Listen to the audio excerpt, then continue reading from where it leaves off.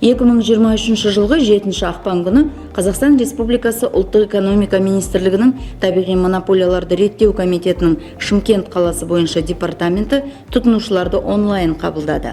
Ол дегеніміз, қала тұрғындары департаменттің Facebook әлеуметтік желісіндегі аккаунтында коммуналды салаға қатысты сұрақтарын қоя алды.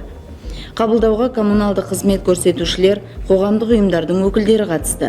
Қабылдауды департаменттің монополиялар мен бағаларды реттеу бөлімінің басшысы Айгүл Шолпанова жүргізді.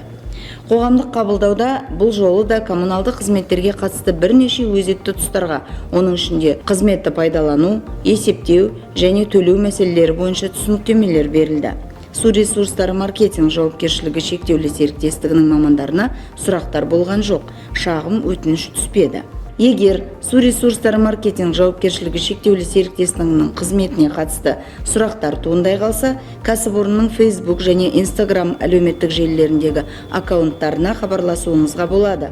Сондай-ақ WhatsApp желісі арқылы 8705 758 11 11 нөміріне де өз сауалыңызды жаза аласыз.